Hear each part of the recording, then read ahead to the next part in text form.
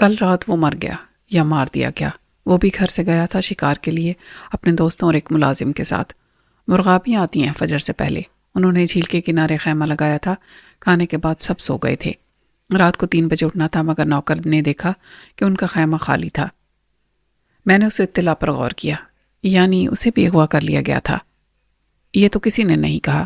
ملازم واپس آئے تو انہوں نے بتایا کہ ساتھ جانے والوں میں دوست کوئی نہیں تھا، سب اجنبی لوگ تھے اور وہ سب بھی مراد کے ساتھ ہی غائب ہو گئے تھے۔ نوکر نے واپس آ کے بتایا کہ ان کی تعداد 7 تھی، کوئی بھی اس علاقے کا نہیں تھا۔ کون سا علاقہ؟ یہ سارا علاقہ، بڑے چودھری صاحب کا اور پیر صاحب کا اور اس گاؤں کے آس پاس کا علاقہ جہاں مراد رہتا تھا۔ میری نظر ریشم پر جمی رہی۔ مراد کا گاؤں کہاں ہے؟ یہاں سے 9 میل شمال کی طرف، مجھے شاہینہ بھابی نے بتایا ہے۔ اور یہ مراد، کیا یہ بھی جاگیردار فیملی سے تھا؟ ہاں، لیکن انہوں نے اپنی ساری زمین بیچ دی تھی۔ جو سڑک کے کنارے تھی وہاں پکے مکان اور کوٹھیاں بن رہی ہیں۔ مراد کے باپ کی بھی ایک کوٹھی تھی۔ اپنا پیسہ انہوں نے کاروبار میں لگایا، یعنی وہ زمینداری کو چھوڑ کر بلڈر ہو گئے تھے، اب کنسٹرکشن کے بزنس میں آ گئے تھے، ریل اسٹیٹ۔ ریشم میری صورت دیکھنے لگی۔ ظاہر ہے اسے میری بات سمجھ میں نہیں آئی تھی۔ انہوں نے ایک فیکٹری بھی لگا لی تھی، سنا ہے وہاں پلاسٹک کے برتن بنیں گے۔ آئی سی، میں نے غیر ارادی انداز میں کہا۔ روزینہ کی پسند کی وجہ تو سمجھ میں آتی ہے، یہ مراد کیوں روزینہ پر فریفتہ تھا؟ کیوں کا کیا مطلب ہے جی؟ اسے محبت تھی۔ کیوں؟ میں بے خیالی میں بول گیا۔ ریشم بگڑ گئی۔ پھر کیوں؟ محبت کیوں ہوتی ہے؟ تمہیں نہیں ہے نورین سے، جس کا پتہ نہیں کہ زندہ ہے یا اسی رات ڈوب گئی تھی؟ تمہیں تو نکال لیا تھا میں نے، اسے کون بچاتا؟ میں نے مگ کو میز پر رکھ دیا۔ ایسا مت کہو، وہ زندہ ہے، اسے بھی بچا لیا گیا تھا۔ ریشم حیرانی سے میرا منہ دیکھنے لگی۔ کس نے بچایا؟ تمہیں معلوم ہے؟ کیا تمہیں معلوم تھا کہ کس وقت گاڑی نہر میں گرے گی اور میں تیرتا ہوا تمہارے سامنے سے گزروں گا؟ چنانچہ تم صحیح وقت پر وہاں آ کر بیٹھ گئیں۔ یہ کیا فضول بات ہے؟ خدا کی یہی مرضی تھی۔ ابھی میں ریشم کو ساون یا فاطمہ کے بارے میں باخبر کرنے کے موڈ میں نہیں تھا، چنانچہ میں نے کہا، خدا کی مرضی یہ تھی میرے لیے تو نوریل کے لیے بھی ہو سکتی ہے۔ خدا مجھ پر مہربان ہوا تو اس سے کیوں ناراض ہوگا؟ اس کے لیے بھی کوئی آ گیا ہوگا۔ خیر چھوڑو یہ بحث۔ ریشم خفا رہی۔ مجھے بتاؤ تم کیوں محبت کرتے تھے نورین سے؟ وہ بہت خوبصورت تھی، انتہائی خوبصورت، تم سے بھی زیادہ، اتنی کہ تم تصور نہیں کر سکتی۔ ایک بات بتاؤں تمہیں؟ اس کا چہرہ کچھ لال ہوا۔ ایسا ہی وہ بھی کہتا ہے مجھے کہ مجھ سے زیادہ حسین لڑکی دنیا میں اس نے نہیں دیکھی۔ وہ کون؟ تنگ مت کرو۔ انور اور کون؟ میں نے تائید میں سر ہلا دیا۔ اسی لیے کہتے ہیں کہ حسن ہوتا ہے دیکھنے والے کی نظر میں۔ چلو وجہ معلوم ہو گئی۔ مراد کو روزینہ سے کیوں محبت تھی، مگر اس نے خودکشی کیوں کر لی؟ ایسی مایوسی کی کیا بات تھی؟ کیا پیر صاحب اس کی انور سے شادی کا ارادہ چھوڑ دیتے؟ کیا فضول بولے جا رہے ہو؟ خود ہی دماغ پر اثر ہو گیا تمہارے؟ ریشم چلائی۔ یہ کس نے کہا کہ مراد نے خودکشی کی؟ میں نے چونک کے کہا، اچھا مگر تم نے کہا تھا کہ وہ مر گیا اور اس سے پہلے وہ غائب ہو گیا تھا۔ اس کی لاش کل ان کی حویلی سے کچھ فاصلے پر پانی سے بھرے ہوئے ایک گڑھے میں ملی تھی۔ اسے ایک گولی سر میں لگی تھی اور دوسری سینے میں۔ وہ جو اس کے ساتھ تھے انہی میں سے کسی نے یہ کام کیا ہوگا۔ میں نے اس رات کا تصور کیا جب مراد اپنی محبوبہ کو مزور بازو نکال لے جانے کے لیے گھر سے سر بکف آیا تھا۔ میرے کانوں میں روزینہ کی مظلوم فریاد اور چیخو پکار بھی گونج رہی تھی۔ شور میں سمجھ نہیں آ رہا تھا کہ وہ کیا کہہ رہی ہے، مگر اب یقین کے ساتھ سمجھا جا سکتا تھا کہ وہ مراد کی زندگی کی بھیک مانگ رہی ہوگی، اس ظالم جاگیردار، انا پرست اور روایت پسند باپ سے جو پیر بن کے دنیا کے روحانی آلام دور کرتا تھا، مگر اپنی بیٹی کی روح کو وہ زخم دینے پر تلا ہوا تھا۔ مجھے اس بے گناہ مارے جانے والے محافظ کا بھی چہرہ یاد آیا جس نے پیر صاحب کے آستانے پر جان قربان کر دی تھی اور وہ نہیں جانتا تھا کہ یہ قربانی رائے گاں گئی۔ کس سوچ میں پڑ گئے تم؟ ریشم نے میری آنکھوں کے سامنے ہاتھ ہلایا۔ کیا ابھی تک ان میں سے کوئی پکڑا نہیں گیا جو اس کے ساتھ شکار پر گئے تھے؟ سب پکڑے جائیں گے۔ پولیس نوکر کو ساتھ لے کر ہر گاؤں سے پوچھتی پھر رہی ہے۔ وہ دوست نہ صحیح لندن سے تو نہیں آئے ہوں گے نا؟ مل ہی جائیں گے سب بالآخر۔ ہاں اگر زندہ ہوئے تو۔ میرے منہ سے نکل گیا۔ زندہ کیوں نہیں ہوں گے؟ قتل کسی ایک نے کیا ہوگا تو اس نے بعد میں خودکشی تو نہیں کر لی ہوگی، قتل کی وجہ بھی ضرور ہوگی۔ اب میں نے اسے چھیڑنے کے لیے پوچھا، کیوں؟ اس نے اپنے سر پر ہاتھ مارا۔ یا میرے مولا، اب یہ بھی کوئی پوچھنے کی بات ہے؟ بلا وجہ قتل ہوتا ہے کوئی؟ ہاں، سب چاہنے والے ہوتے ہیں، جیسے انور تمہارے ہاتھوں ہوا۔ کیا یہ غلط ہے؟ ویسے وہ ہے کہاں؟ مجھے بات کرنی ہے اس سے۔ اس نے ٹرے اٹھائی اور ایک مسکراہٹ بھرے غصے کے ساتھ شرماتی ہوئی واک آؤٹ کر گئی۔ ابھی میں اسے اپنے انکشافات سے پریشان کرنا نہیں چاہتا تھا جو کسی چشمدید گواہ سے کم نہیں تھے۔ مجھے پورا یقین تھا کہ مراد نے روزینہ کو وہاں سے نکالنے کے لیے کچھ لوگوں کی خدمات حاصل کی تھیں۔ ظاہر ہے یہ کام کسی اور طریقے سے ہونے والا نہیں تھا۔ وہ 7 افراد کی فوج کے ساتھ حملہ آور ہوا۔ یہ 7 افراد کون تھے؟ کہاں سے لائے گئے تھے؟ انہیں خودکشی کر کے مرنے کا شوق تو نہیں تھا؟ ضرور مراد نے انہیں بھاری معاوضہ دیا ہوگا جس کے بعد وہ اپنی جان کی بازی لگانے آ گئے۔ جواری مراد تھا، جان ہاری اس کے ساتھ ان بے وقوفوں نے جو کرائے کے قاتل بننے پر راضی ہو گئے تھے۔ مراد کو اندازہ نہیں تھا یا کسی غدار کی مخبری کے باعث یہ اندازے غلط ثابت ہوئے۔ وہ خود بھی مارا گیا اور اس کا ساتھ دینے والے بھی کتنے مارے گئے اس کا پتہ شاید کبھی نہ چلے۔ فتح کے بعد پیر صاحب کے مریدوں نے سب کی لاشوں کو غائب کر دیا ہوگا سوائے مراد کی لاش کے۔ وہ اس کے آبائی گھر کے قریب ایک پانی کے گڑھے میں اس لیے پھینکی گئی کہ سب کو عبرت ہو۔ اس کے ماں باپ کو بھی اگر وہ بیٹے کے جرم میں شریک تھے۔ یہ سب میں کس کو بتاؤں اور کیسے بتاؤں؟ کون یقین کرے گا مجھ پر؟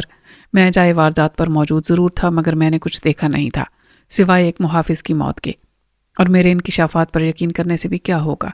پیر صاحب قبلہ کے روحانی درجات وہی رہیں گے، ان کی طرف انگلی کون اٹھا سکتا ہے؟ باہر سے شاہینہ کی آواز آئی جو کسی سے اونچی آواز میں بات کر رہی تھی۔ ایسا یہاں کا دستور نہیں تھا۔ مرد ضرور شیر کی طرح دھاڑتے تھے لیکن عورتیں جھگڑا کرتی بھی تھیں تو بند دروازوں کے پیچھے۔ اس احتیاط کا مقصد صرف یہ تھا کہ گھر کی بات ملازموں کے کان میں نہ پڑے جو ہر جگہ موجود ہوتے تھے، اور پھر ان کی زبان سے اپنی اپنی تشریح، تبصرے اور حاشیہ آرائی کے ساتھ حویلی کے باہر پہنچ کر افواہوں کو جنم نہ دے اور جھوٹی سچی کہانیاں نہ پھیلیں۔ میں نے کھڑکی کے شیشے سے جھانک کر دیکھا تو مجھے شاہینہ کے مقابل بڑی چودرائن نظر آئی جو اسے اپنی وضاحت سے مطمئن کرنے کی ناکام کوشش کر رہی تھی۔ معلوم نہیں اختلاف کس بات پر تھا۔ آج تک میں نے اسے روایتی انداز میں اپنی ساس سے جھگڑتے نہیں دیکھا تھا۔ شاید آواز بڑے چودھری کے کانوں تک پہنچ گئی ہوگی۔ ڈاکٹر جلالی اچانک کمرے سے نکلا اور اپنے کمرے کی طرف چلا گیا۔ اس کے ساتھ ہی بڑے چودھری صاحب اپنے کمرے کے دروازے میں نمودار ہوئے۔ اس نے دھاڑ کر کہا، یہ کیا بک بک ہو رہی ہے؟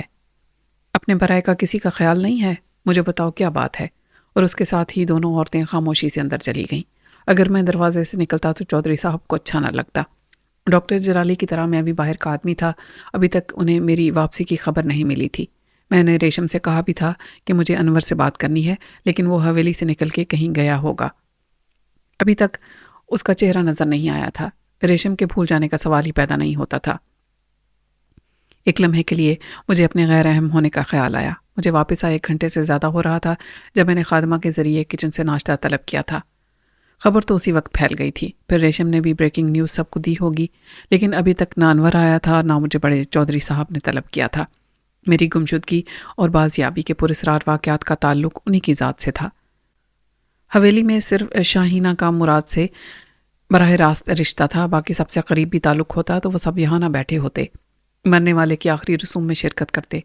اس ماتمی فضا اور سوگوار خاموشی کے پیچھے صرف مراد کی مرگ ناگہاں کا صدمہ نظر نہیں آتا تھا۔ بات کچھ اور تھی۔ میں سونا چاہتا تھا لیکن اب یہ مشکل ہو گیا تھا۔ اگر ان کے کمرے میں ساس بہو کا مقدمہ نہ سنا جا رہا ہوتا تو میں خود بڑے چودھری صاحب کی خدمت میں حاضر ہو کر انہیں اغوا کیے جانے کی پوری رپورٹ دیتا۔ آستانے میں اسیری صرف قید و بند میں مجھ پر گزرنے والے روز و شب کے واقعات تک محدود نہیں تھی۔ اب اس میں کچھ ایسے معاملات بھی آ گئے تھے جس پر میری زبان نہ کھولنا ہی بہتر تھا۔ ایک معاملہ مراد کا تھا جس کی روزینہ کے عشق میں جان کی بازی لگانے کا واقعہ میری موجودگی میں پیش آیا تھا۔ وہ واقعاتی شہادت تھی۔ یہاں اس واقعے کو خاندان کی عزت بچانے کے لیے ایک بالکل مختلف کہانی بنا دیا گیا تھا۔ میری سلامتی اور بہتری اسی میں تھی کہ اپنی زبان بند رکھوں اور انجان بن جاؤں جیسے میں نے کچھ دیکھا ہی نہ تھا۔ میرے حقائق پر مبنی تمام انکشافات کی رپورٹ خاندان کی عزت کے محافظوں کو تشویش میں مبتلا کرتی اور عام ہو جاتی تو میرے لیے زیادہ سنگین مسائل پیدا کرتی۔ دوسرا معاملہ نورین کا تھا جس کا تعلق ابھی تک میری ذات سے تھا۔ کسی اور کو فاطمہ کے نورین ہونے یا نہ ہونے سے کیا دلچسپی ہو سکتی تھی؟ آستانے میں جو کچھ ہوتا تھا سب جانتے تھے اور کسی حد تک یہ بھی گھر کی بات تھی۔ کم سے کم شاہینہ میری کہانی پر احتجاج کرتی کہ یہ اس کے محترم والد ماجد کو بدنام کرنے کی سازش ہے۔ میں نے ایک اجنبی نوجوان نور محمد کو ضروری معلومات کے حصول پر مامور کر دیا تھا۔ اس کی تفتیشی رپورٹ ملنے تک میں کچھ بھی نہیں کر سکتا تھا۔ بلاوا اچانک آیا تھا۔ میں آنکھیں بند کیے لیٹا تھا۔ جب ریشم نے دروازے میں آ کے کہا، ملک صاحب بڑے چودھری صاحب بلا رہے ہیں، میں ایک دم اٹھ بیٹھا اور انور میں نے تم سے کہا تھا وہ بھی ہے وہاں، وہ بولی۔ کیا بات ہے، تم نے ایسی رونی شکل کیوں بنا رکھی ہے؟ مجھے شکایت ہے ان سب کے رویے سے، وہ جیسے پھٹ پڑی۔ سب مجھ سے کچھ چھپا رہے ہیں کیونکہ میں خاندان میں شامل نہیں ہوں، باہر سے آئی ہوں۔ اس میں غلط کیا ہے اور خفا ہونے والی کون سی بات ہے؟ پھر تمہیں یہ خصوصی درجہ کیوں دیا جا رہا ہے؟ تم بھی تو غیر ہو، تمہیں اس میٹنگ میں کیوں بلایا گیا ہے جہاں خالص خاندانی معاملات پر بات ہو رہی ہے؟ میں ہنس پڑا۔ ہاں بھائی، یہ تو بہت بے عزتی کی بات ہے۔ اگر تم احتجاج کرو گی تو انور ساتھ دے نہ دے، میں ضرور ساتھ دوں گا۔ بڑے چودھری کے اسپتالی کمرے میں خاندانی پارلیمنٹ کا اجلاس چل رہا تھا اور شرکاء ضرورت سے زیادہ پرملال چہرہ بنائے ساکت بیٹھے تھے۔ ان میں انور بھی تھا، جو شاید کہیں باہر سے آیا تو براہ راست اجلاس میں طلب کر لیا گیا۔ بڑے چودھری صاحب اپنے بیڈ پر نیم دراز تھے اور سرہانے کے مانیٹر سے ان کے ہائی ہو جانے والے بلڈ پریشر کا اندازہ ہوتا تھا۔ باقی سب چند فٹ کے فاصلے پر دیوار کے ساتھ لگے صوفے پر تھے، ساس بہو ایک پر اور انور بالکل میرے سامنے۔ سلام کے بعد میں نے پرسکون لہجے میں پوچھا، کیسے ہیں آپ چودھری صاحب؟ چودھری صاحب کے ماتھے کی شکنوں میں کوئی کمی نہیں آئی۔ اوئے ملکہ، ہم تو جیسے بھی ہیں، تو کہاں تھا؟ بھوت کی طرح کہاں غائب ہو گیا تھا؟ میں نے بیٹھتے ہوئے کہا، کیا بتاؤں چودھری صاحب، مجھے کچھ لوگ اغوا کر کے لے گئے تھے۔ چودھری نے مجھے بے یقینی سے دیکھا۔ کون لوگ؟ تیرے پیچھے بھی لگے ہوئے ہیں دشمن؟ دوست دشمن سب کے ہوتے ہیں چودھری صاحب، لیکن اس روز اچانک اٹھا کر لے جانے والے میرے دشمن نہیں تھے۔ آپ جانتے ہیں میں اتنا غیر ذمہ دار نہیں ہوں۔ خدمت کے لیے ساتھ گیا تھا تو واپس بھی لاتا، مگر وہ اچانک آئے اور گن پوائنٹ پر اپنے ساتھ گاڑی میں ڈال کر لے گئے۔ اور یار کون لوگ تھے وہ؟ کہاں لے گئے تھے؟ چودھری جھنجھلایا۔ میں نے چند سیکنڈ کے توقف میں سب کی طرف دیکھا۔ آپ یقین کریں گے کہ وہ آپ کے برادر عزیز محترم پیر اظہر علی شاہ تھے۔ بے یقینی کا شائبہ سب کی آنکھوں میں محسوس ہوتا تھا، لیکن فوری رد عمل صرف شاہینہ کا سامنے آیا۔ یہ کیا کہہ رہے ہو تم؟ میں نے مضبوط لہجے میں کہا، وہی جو میرے ساتھ ہوا۔ جھوٹ بولنے کی مجھے ضرورت کیا ہے؟ میں کوئی نادان بچہ نہیں ہوں جسے ڈر ہو کہ اسے اجازت نہیں ملے گی تو وہ بہانہ بناتا ہے۔ اور پھر آپ کے والد ماجد کا نام لینے میں کیا فائدہ ہے میرا؟ انور نے ہاتھ کے اشارے سے مجھے تسلی دی۔ اچھا کیا ہوا تھا؟ پوری بات بتا، یہاں سب پریشان تھے۔ پریشانی کیسے نہ ہوتی؟ شام تک انتظار کیا، پھر ڈاکٹر گاڑی چلا کے لایا۔ 2 دن سے ہر طرف بندے لگا رکھے ہیں، کسی طرح کی بھی خبر نہیں تھی۔ میں نے کہا، کیسے خبر دیتا چودھری صاحب؟ جو مجھے گن پوائنٹ پر اغوا کر کے لے گئے تھے میرے ساتھ شطرنج کھیلنا نہیں چاہتے تھے، انہوں نے مجھے قید میں ڈال رکھا تھا۔ پیر صاحب کے آستانے کے نیچے تہہ خانہ ہے، وہاں اور بھی بہت سے لوگ تھے۔ میرے نزدیک تو وہ نفسیاتی مریض تھے، کچھ پاگل بھی، لیکن کہا یہ جاتا تھا کہ ان پر آسیب کا اثر ہے، جنات آتے ہیں۔ معلوم نہیں جنات کو انڈیا پاکستان کی عورتیں ہی کیوں پسند ہیں، یہاں کے مرد محفوظ ہیں۔ چودھری نے شاہینہ کی طرف دیکھا جو اپنے غصے کو ضبط کرنے کی پوری کوشش کر رہی تھی۔ انور نے کہا، اغوا کیا اور 3 دن قید میں رکھ کے چھوڑ دیا، کوئی بات نہیں ہوئی پیر صاحب سے؟ میں نے سوچ کے کہا، انور یہ تمہارا خاندانی معاملہ ہے، معلوم نہیں میں کیوں اس کا حصہ بن رہا ہوں۔ میں نے بہت کچھ سنا ہے یہاں بھی، معلوم نہیں اس میں کتنی حقیقت ہے، مجھے جاننے میں بھی کوئی دلچسپی نہیں ہے۔ وہاں بھی مجھے ان معاملات میں بلا وجہ گھسیٹا گیا۔ میں نے بہت کہا، پیر صاحب کہ آپ یہ سب مجھے کیوں بتا رہے ہیں اور کس امید میں باہر کا آدمی ہوں۔ چودھری صاحب یا انور نے مجھے حویلی میں جگہ دی، مجھ پر بھروسہ کیا، تو اس کا ہرگز یہ مطلب نہیں کہ میں اس خاندان میں شامل ہو گیا اور اب خاندانی معاملات میں دخل بھی دے سکتا ہوں۔ لیکن انہوں نے بھی وہی کیا جو سب مجھ سے یہاں کہتے ہیں، ایک ہی بات کہ انور میرا دوست ہے، میری مانتا ہے، میں اسے ہر بات منوا سکتا ہوں۔ یہ زیادتی ہے۔ انور ایک سمجھدار، ذہین اور پڑھا لکھا آدمی ہے، اپنے اور حویلی کے تمام معاملات کو خود سمجھتا ہے اور انہیں اپنی مرضی سے طے کرتا ہے۔ میری عزت کرتا ہے، لیکن میری ہر بات مان لے گا، ایسا سوچنا ہی غلط ہوگا۔ کیا میں نے غلط کہا انور؟ انور چونکا۔ تو وہ بتا جو پیر صاحب نے کہا تھا۔ میں پہلے ہی طے کر چکا تھا کہ مراد والے معاملے پر لب نہیں کھولوں گا، بلکہ اس کا حوالہ بھی نہیں دوں گا۔ اگر میں نے سب بتا دیا تو شاید آپ برا مانیں گے۔ چودھری صاحب غلطی میری نہیں، پیر صاحب کو یہ باتیں مجھے نہیں بتانی چاہیے تھی، تفصیل میں جانا بیکار ہے۔ انہوں نے زمینوں کی تقسیم کے بارے میں بتایا جو آپ کے اور ان کے درمیان خلیج کا سبب بنی، لیکن اصل مسئلہ ہے رشتوں کا۔ کہنے کو سب کہتے ہیں کہ رشتے آسمانوں پر بنتے ہیں، مگر باتوں سے ایسا لگتا ہے کہ نعوذ باللہ آسمانوں پر وہ خود بیٹھے ہیں۔ شاہینہ بھابھی اپنے شوہر سے خوش ہیں، ہر وفادار بیوی کی طرح محبت بھی کرتی ہوں گی ان سے۔ اگر ان کا رشتہ انور سے طے ہوا تھا اور ان کی شادی بڑوں نے اکبر سے کر دی تو کون سی قیامت آ گئی؟ بڑے جو کرتے ہیں کچھ سوچ کے کرتے ہیں، اور ظاہر ہے بہتری کے لیے کرتے ہیں۔ کوئی خواہ افلاطونیت کا مظاہرہ کرے تو زندگی بھر کسی ایک سے منسوب رہنے والی لڑکی کو دوسرے کے پلے باندھ دیا جائے تو وہ کیسے خوش رہ سکتی ہے؟ عملی زندگی میں ایسا نہیں ہوتا۔ ایسا کون کہتا ہے آخر؟ بھابھی کا ضبط اور حوصلہ جواب دے گیا۔ افلاطون، خامخواہ عقل مند بننے والے، معلوم نہیں کون لوگ ہوں گے جنہوں نے ایسا سمجھا اور باتیں بنائی۔ کوئی بات منہ سے نکلے تو کانوں میں پڑ ہی جاتی ہے، اور یہ مسئلہ پیدا ہوا انور کے واپس آنے سے۔ پیر صاحب کا خیال ہے کہ یہ گھر کی بات ہے اور اس سے کوئی فرق نہیں پڑتا۔ انور موجود نہیں تھا تو شاہینہ کی اکبر سے شادی کر دی گئی، لیکن اب انور موجود ہے تو اسے روزینہ سے شادی کر لینی چاہیے۔ میں خاموش ہو گیا اور اس بات کا اثر دیکھتا رہا۔ چودھری صاحب، ان کی شریک حیات اور خود شاہینہ کا چہرہ سپاٹ رہا۔ رد عمل انور کی طرف سے آیا۔ یہ کیا فضول دلیل ہے؟ تمہارے نقطہ نظر سے، میں نے کہا۔ زندگی میری ہے تو نقطہ نظر بھی میرا ہوگا، انور نے برہمی سے کہا۔ ہاں، تمہارے لیے شادی ایک مسئلہ ہے، مگر وہ سمجھتے ہیں کہ یہ بہت سے مسئلوں کا حل ہے، اور ہم سب جانتے ہیں کہ وہ مسئلے کیا ہیں۔ پیر صاحب کو یقین ہے کہ اس سے برابری، توازن اور انصاف کی فضا پیدا ہوگی۔ ظاہر ہے وہ اکبر کی اس پوزیشن سے دکھی ہیں، انور نے تلخی سے کہا۔ جب میں تھا اس پوزیشن میں تو وہ خوش تھے۔ اس وقت انہوں نے کسی مسئلے کو حل کرنے کی کوشش نہیں کی۔ شاہینہ غیر متوقع طور پر میری حمایت کرنے لگی۔ چلو، یہ ان کی غلطی تھی۔ صرف غلطی؟ انور بھڑک اٹھا۔ تم اسے گناہ یا جرم کہہ لو، اب وہ معاملات کو ٹھیک کرنے کی بات کرتے ہیں تو اسے سننا چاہیے۔ میں نے کہا، ان کا خیال ہے کہ سارا فساد زمین کا ہے۔ اگر انور کا رشتہ روزینہ سے ہو جائے تو یہ جھگڑا ختم ہو سکتا ہے۔ اکبر کو نہر کے اس طرف کا علاقہ دے دیا جائے گا اور انور کو دوسری طرف کا۔ شاہینہ نے اعتماد سے خالی لہجے میں کہا، یہ ہو سکتا ہے؟ اور پھر ڈرتے ڈرتے انور کی طرف دیکھا، جیسے صرف سوال کیا ہو۔ میرا خیال تھا کہ انور صاف انکار کر دے گا یا احتجاجاً واک آؤٹ کر جائے گا۔ انور نے مصالحت کے اس خاندانی فارمولے پر عمل کیا ہوتا تو شاید کوئی خرابی پیدا ہی نہ ہوتی، لیکن وہ کئی سال باہر کی خاک چھان کے آیا تو اس کے خیالات اور نظریات بدلے ہوئے تھے۔ وہ کسی حد تک سوشلسٹ ہو گیا تھا۔ وہ معاشرتی انصاف، انسانی حقوق اور آزادی اظہار وغیرہ کی باتیں کرتا تھا، اور ایسا محسوس ہوتا تھا کہ وہ صدیوں کے جاگیردارانہ نظام سے باغی ہو چکا ہے۔ وہ خاندانی روایت کے مطابق بزرگوں کے فیصلے کو قبول کرتے ہوئے روزینہ کو اپنانے سے انکار کر چکا تھا۔ بعد میں حالات بدل گئے اور اس نے 11 مہینے اپنے ہی گھر میں تخت نشین ہو جانے والے بادشاہ وقت کے قیدی کی حیثیت سے گزارے۔ اورنگزیب کی طرح اکبر نے باپ کو معزول اور بھائی کو راستے سے ہٹانے کا فیصلہ کر لیا تھا، اور ماں نے بیٹے کا ہاتھ نہ تھاما ہوتا تو وراثت کا یہ جھگڑا ہماری تاریخی روایات کے مطابق کب کا ختم ہو جاتا۔ اس تجربے نے انور کے خیالات بدل دیے، اور جب اسے تختہ الٹ کے اختیار ملا تو اس نے وہ نہیں کیا جو سکندر نے پورس کے ساتھ کیا تھا۔ اس نے کسی کو معاف نہیں کیا۔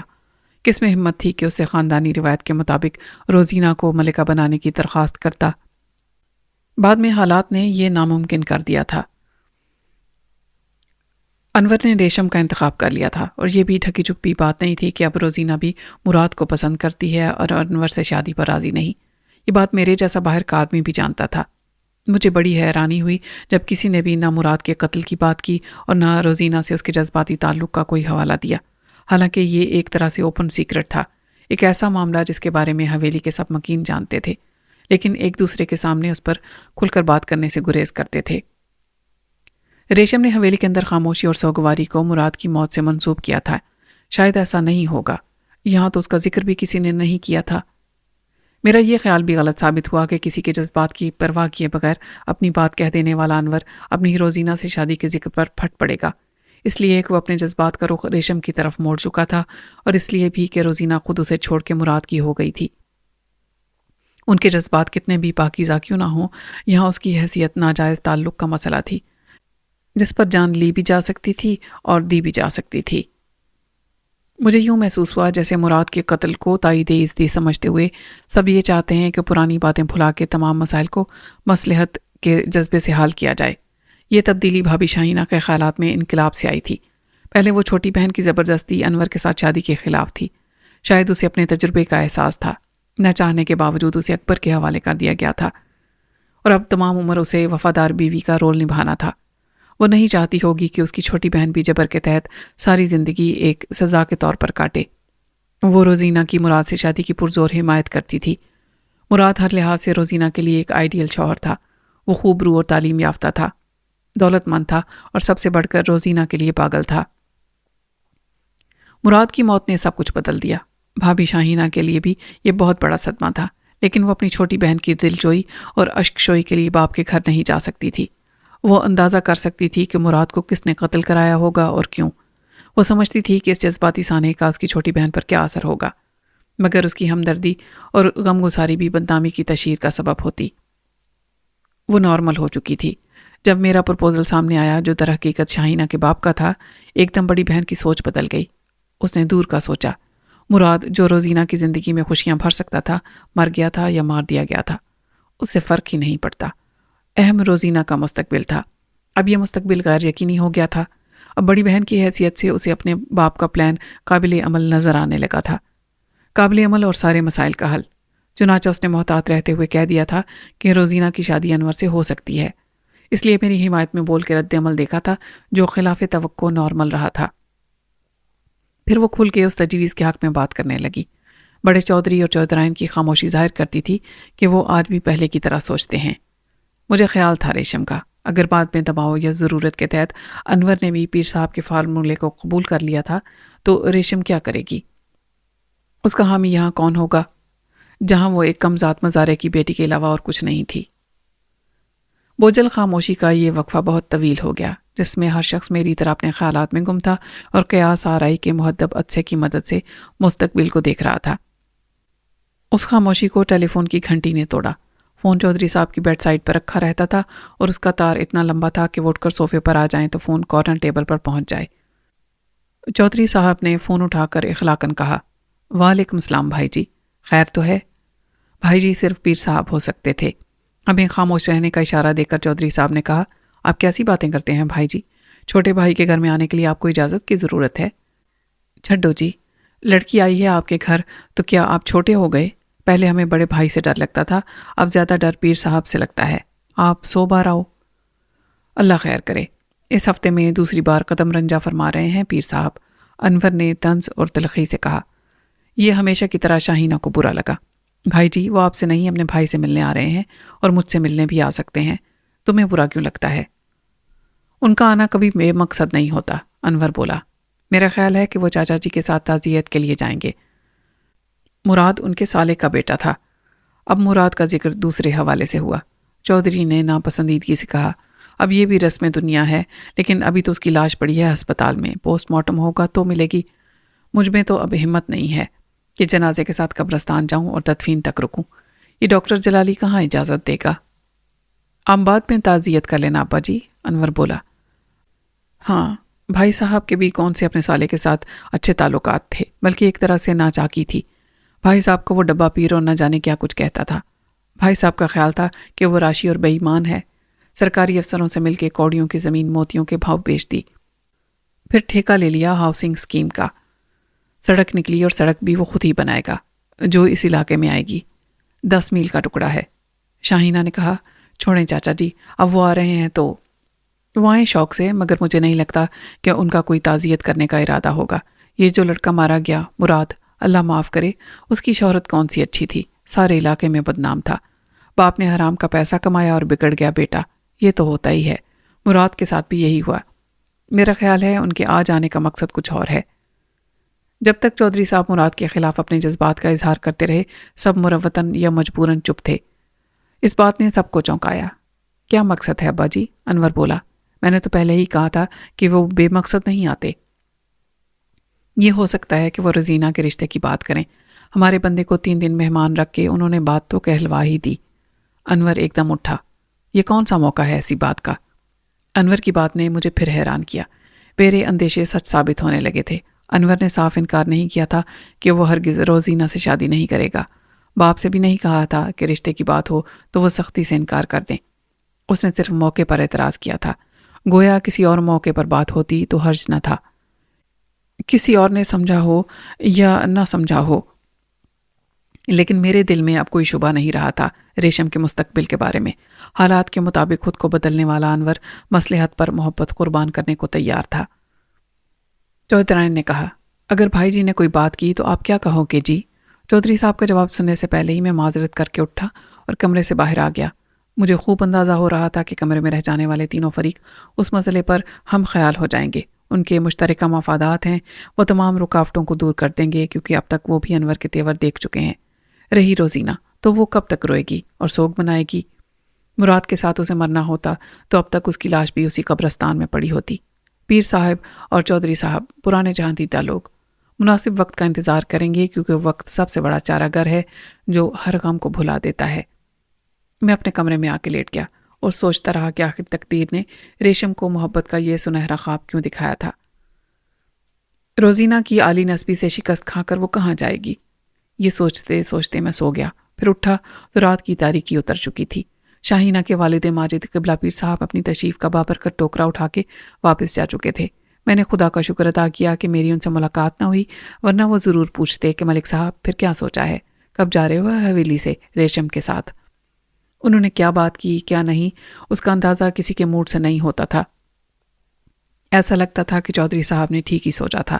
ایک بات مجھے سمجھانے کے بعد پیر صاحب نے دیر نہیں کی، وہ فوراً ہی روزینہ سے انور کے رشتے کو پکا کرنے آ گئے تھے۔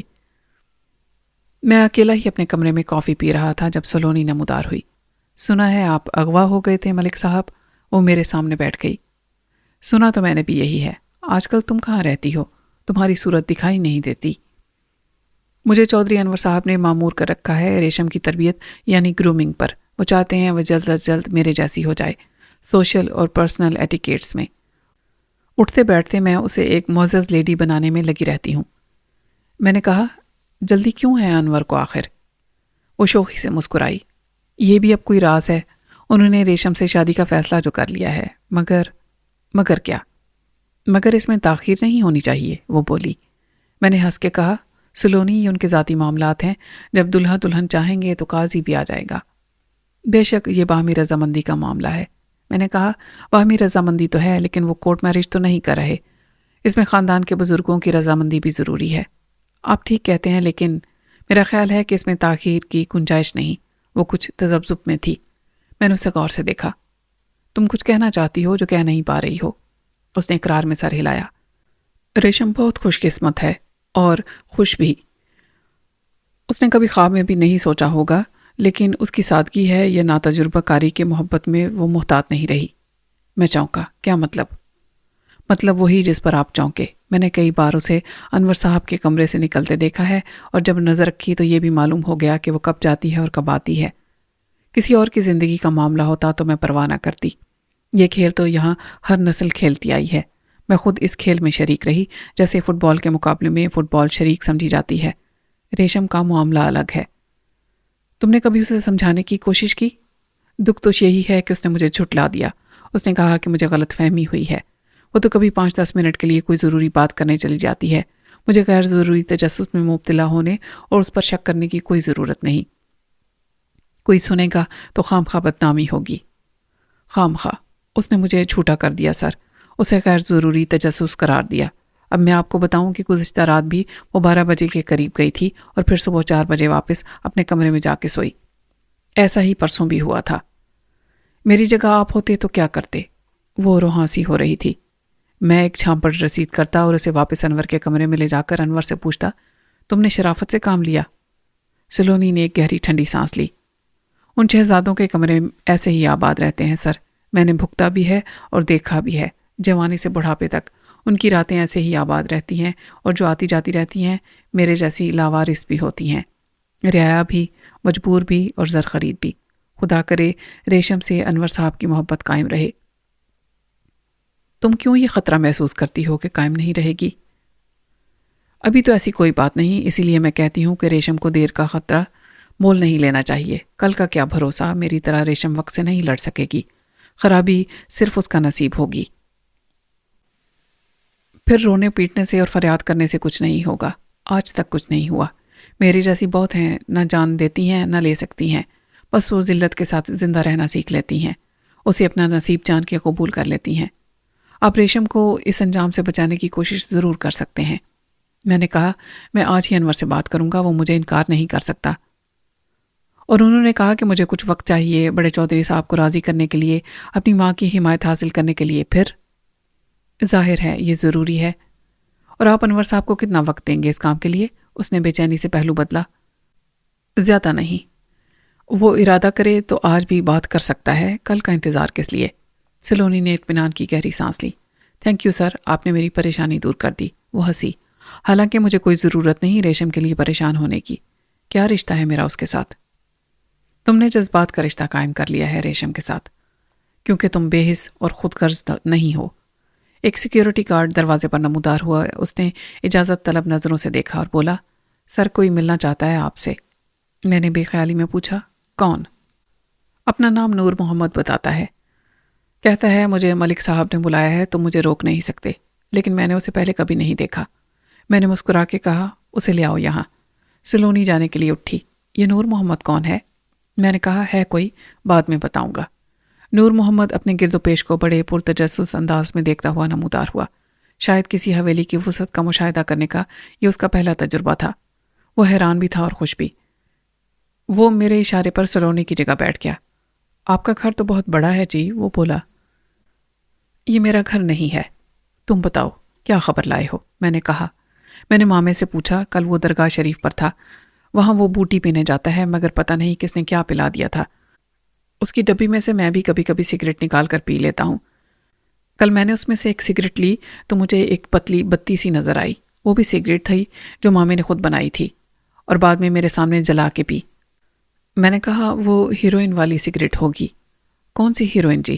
ابھی 2 مہینے پہلے ادھر کسی فلم کی شوٹنگ ہوئی تھی تو ایک ہیروئن آئی تھی، کیا نام تھا اس کا بھول گیا، تھی بڑی خوبصورت، ڈانس بھی کرتی تھی۔ ہاں، انجمن۔ میں نے کہا، بے وقوف، میں جس ہیروئن کی بات کر رہا ہوں وہ نشہ ہوتا ہے، سگریٹ میں ڈال کے کیا جاتا ہے۔ اس نے گھڑے جیسا سر ہلایا۔ ماما تو بالکل پاگل ہو گیا تھا، کہنے لگا، گرمی بہت ہے نور محمد۔ سارے کپڑے اتار کے نہاتا رہا، پھر ایسے ہی لیٹ گیا اور مجھ سے پوچھنے لگا کہ آخر کپڑے پہننے کی کیا ضرورت ہے۔ اچانک خیال آیا اس وقت ماما ہوش میں نہیں ہے، کچھ چھپائے گا نہیں۔ میں نے اسے ساون خان کے بارے میں پوچھا۔ وہ کہاں چلا گیا ہے ماما؟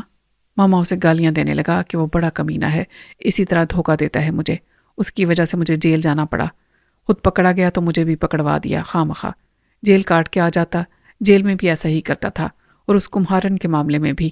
میں نے پوچھا کہ اب کیا دھوکہ دیا تمہیں؟ تو ماما اسے پھر سے گالیاں دینے لگا۔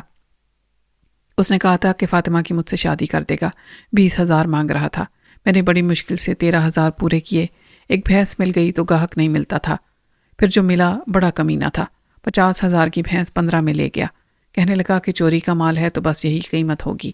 میں نے لے لیے، 2 رکھے اپنے پاس اور 13 ساون خان کو دینے گیا تو اس نے انکار کر دیا کہ 20 سے 1 پیسہ بھی کم نہیں لوں گا۔ میں نے منت سماجت کی اور کہا کہ باقی 1 ہفتے میں لا کر دوں گا، تو بولا شادی بھی 1 ہفتے کے بعد ہوگی، مگر وہ سور کا بچہ لڑکی اور میرے پیسے دونوں لے کر بھاگ گیا۔ میں نے مایوسی سے کہا، یعنی تمہارے مامے کو بھی پتہ نہیں کہ ساون خان کہاں گیا ہے؟ نور محمد نے سر کو دائیں بائیں ہلایا۔ مگر سر جی، اسے معلوم تھا کہ فاطمہ نام کی کوئی بیٹی نہیں تھی اس کی۔ میں نے پوچھا، پھر یہ کہاں سے آ گئی؟ تو اس نے ساون خان کو گالیاں دیں اور کہنے لگا کمینہ مجھے بے وقوف بناتا تھا، گائے بھینس ہوتی تو میں کہتا کہ کسی دوسرے گاؤں سے لے کر آیا ہوگا۔ لڑکی کا کہہ رہا تھا کہ نہر سے پکڑی تھی، جیسے لڑکی نہیں مچھلی تھی۔ میں چونک پڑا۔ یہ کہا تمہارے ماما نے؟ ہاں جی، ساون خان نے یہی بتایا تھا اسے، لڑکی نہر میں سے نکالی تھی، کبھی موسم میں مچھلیاں بھی آ جاتی ہیں نہر میں، یہاں لڑکے ہاتھ سے پکڑ لیتے ہیں۔ ساون خان بانس میں ڈوری باندھ کے کنارے بیٹھ رہتا تھا۔ مامی نے کہا کہ اس کی ماما سے کئی بار لڑائی ہوئی اس بات پر، لیکن اس نے سچ کبھی نہیں بتایا۔ سچ وہی تھا جو اس نے بتایا تھا۔ اس انکشاف نے میرے جذبات کی دنیا میں ایٹم بم کا دھماکہ کر دیا تھا۔ یہ کب کی بات ہے؟ کافی دن پہلے کی بات ہے۔ پہلے ساون خان نے کسی کو بھی پتہ نہیں چلنے دیا، پھر لوگوں سے کہا کہ میری ایک رشتہ دار اسے درگاہ پر لائی ہے، اس پر آسیب ہے۔ وہ باہر سب سے الگ رہتا تھا، اس سے کوئی ملتا نہیں تھا، لیکن وہ اس کمہارن کے ساتھ فاطمہ کو درگاہ پر لے گیا تھا تو سب نے دیکھا تھا۔ اچھا، وہ کمہارن کہاں ہے؟ وہ بھی ساون خان کے ساتھ نکل گئی ہے۔ ساون خان اتنا بڈھا تو نہیں تھا، میرے مامے کے مقابلے میں 10 سال زیادہ عمر تھی اس کی، یہ مجھے مامے نے بتایا، لیکن کمہارن اسے زیادہ پسند کرتی تھی۔ وہ کوئی اچھی عورت تو نہیں ہے؟ میں تشویش میں مبتلا ہو گیا۔ اس نے تائید میں گردن ہلا دی۔ لوگ ایسے ہی سمجھتے ہیں۔ نور محمد، تمہاری اور کسی سے بات ہوئی؟ پتہ یہ چلانا ہے کہ وہ فاطمہ کے ساتھ کہاں جا سکتا ہے۔ تم نے کہا تھا کہ گاؤں میں اس کے رشتہ دار ہیں جو اس سے ملنا پسند نہیں کرتے۔ ایک اس کا رشتہ دار ہے، اس کا چاچا ہے، اس سے پوچھا تھا میں نے۔ وہ گرم ہو گیا کہ میرا اس سے کوئی تعلق نہیں، الٹا مجھ سے پوچھنے لگا کہ وہ میرا کیا لگتا ہے۔ میں نے آپ کا حوالہ دے کر بڑی مشکل سے جان چھڑائی۔ دوسری ایک خالہ ہے دور کی، پاگل، خود کو 100 کا بتاتی ہے، لیکن ہے کوئی 70-80 کے درمیان۔ ٹھیک سے نظر نہیں آتا، اب بہری بھی ہوتی جا رہی ہے۔ اسے کچھ معلوم نہیں تھا ساون خان کے بارے میں، ادھر ادھر کی باتیں کرتی رہی۔ مجھے بہت چلا کے کان میں بات کرنا پڑی۔ کہہ رہی تھی پچھلی عید پر آیا تھا، کئی مہینے پہلے بات کی ہے، پھر اس کا شوہر آ گیا، اسی آدھی عمر کا، بڑھیا کی کچھ زمین تھی، اس کے لالچ میں شادی کر لی۔ وہ کتنے دن جیے گی؟ میں نے کہا نور محمد، ان باتوں سے مجھے کوئی دلچسپی نہیں۔ دیکھو وہ کمہارن اس کے ساتھ ہے، کیا نام ہے اس کا، نکی، وہ بد کردار عورت ہے۔ اس کے صرف تمہاری ماما شیدے پاپی اور ساون خان سے ہی مراسم نہیں ہوں گے، اور بھی بہت سے چاہنے والے ہوں گے اس کے۔ وہ ساون کے ساتھ نکلی ہے تو اس کا پہلے سے پروگرام ہوگا، ہو سکتا ہے اس نے کسی سے ذکر بھی کیا ہو۔ عورت کے لیے راز کو راز رکھنا مشکل ہوتا ہے، وہ دونوں جرم کر کے نہیں بھاگے۔ ان کے درمیان بات ہوئی ہوگی کہ کہاں جائیں گے اور کیا کریں گے۔ اگر تم نکی کی کسی جاننے والی سے پوچھو جس کے ساتھ اس کا ملنا جلنا ہو تو شاید تمہیں کوئی بات معلوم ہو جائے، پتہ چل جائے کہ وہ کدھر گئے ہیں۔ نور محمد کچھ مایوس اور دل برداشتہ نظر آنے لگا۔ شاید میری جرا سے وہ سمجھ رہا تھا کہ اس کی حاصل کردہ معلومات میرے لیے غیر اہم ہیں اور اسے کوئی انعام نہیں ملے گا۔ وہ لاہور یا ملتان گئے ہوں گے جی، ہو سکتا ہے وہ شادی بھی کر لیں۔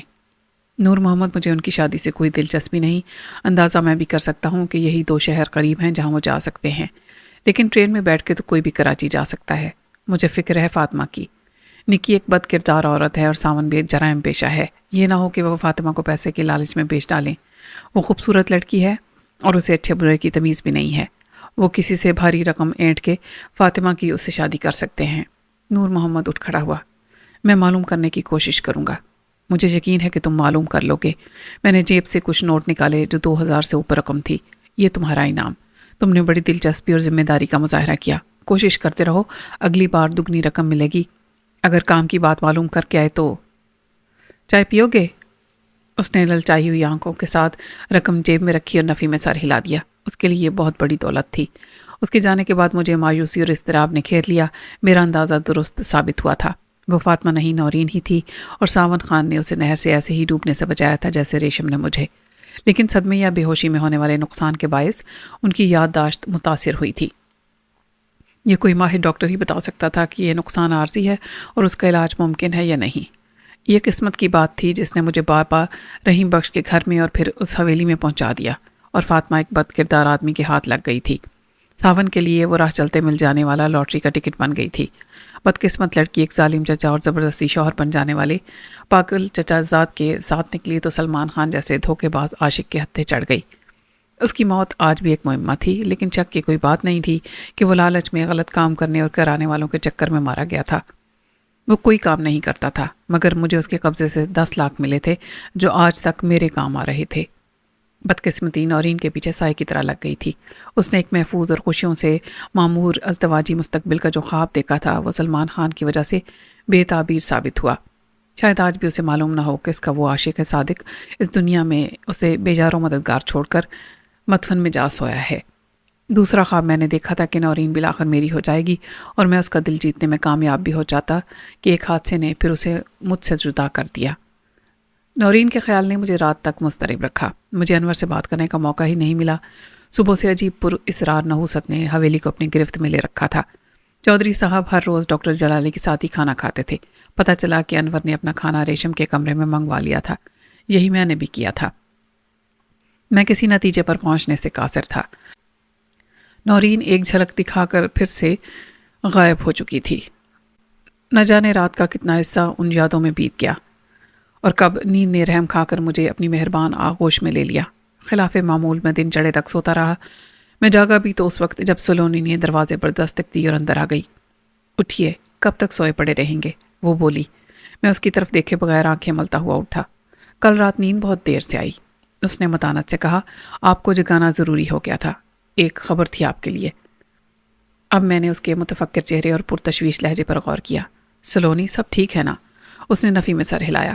صبح صبح ایک بری خبر لے کر آنا پڑا، اب آپ فوراً تیار ہو کر ناشتہ وغیرہ کر لیں۔